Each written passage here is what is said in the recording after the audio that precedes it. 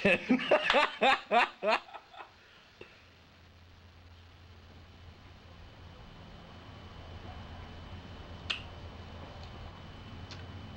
Yeah, we recently watched Underworld Evolution, but I remember when the first one came out, and I remember looking at it and being like, I'm not gonna see that.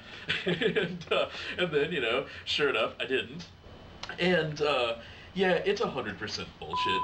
It's like the guy grew up liking vampires, but never really thinking about them too much, just being like, vampires have fangs, and they wear leather.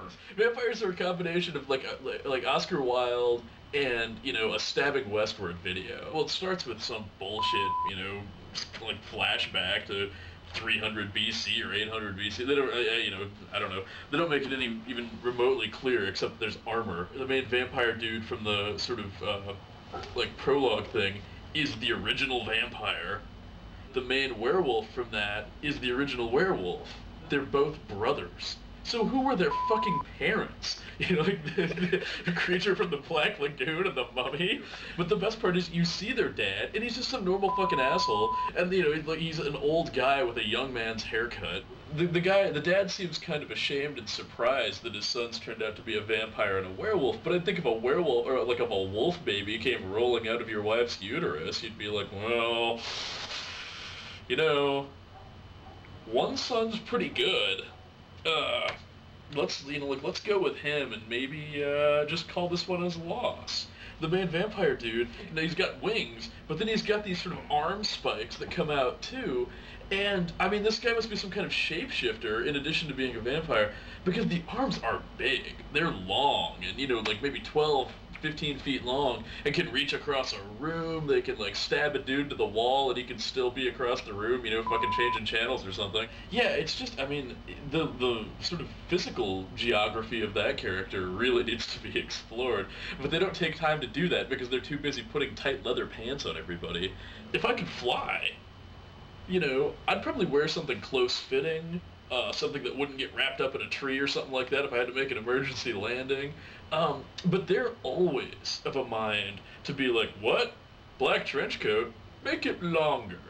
If I was casting a movie in which the main character is supposed to be this super tough, like, vampire murderer, killing werewolves all day, I wouldn't cast, the girl that seemed a lot more like that girl in your, like, art history class who kept raising her hand every 5 minutes. She's about as tough as your average, like, photo booth attendant.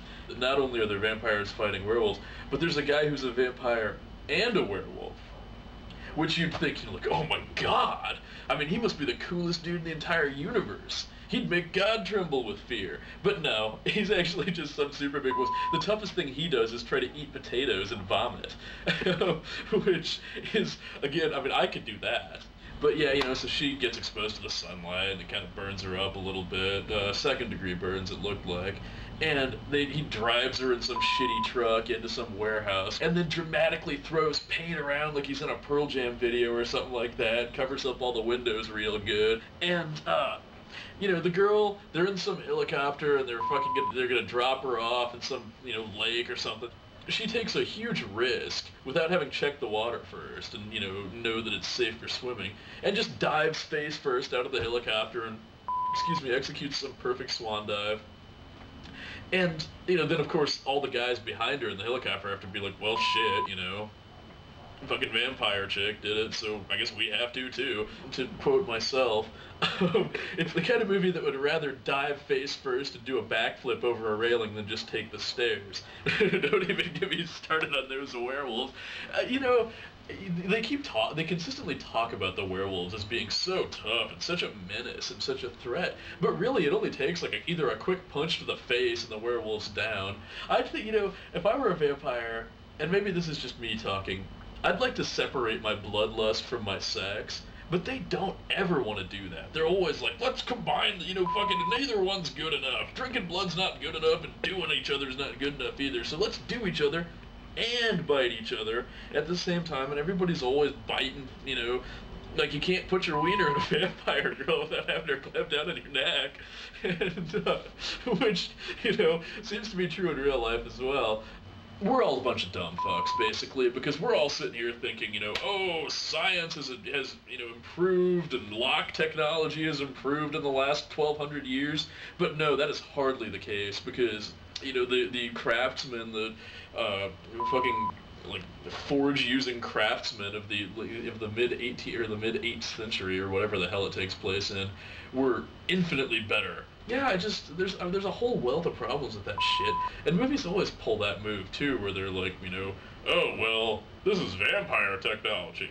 And you're like, well, hey, share with the rest of us, because honestly, our front door barely works. So, can we get some vampires over here to install some kind of bizarre sliding rock wall system? I mean, our finest scientific minds would have trouble coming up with something like that today. You can put Stephen Hawking and, God, I don't know, Bob Vila and, James Woods in a room together and ask them to come up with some kind of contraption that resembles that, and they'd just be sitting there scratching their heads. I guess, one of them would have to scratch Hawking's head for him. I don't know, I was largely unimpressed, to say the least, with Underworld Evolution.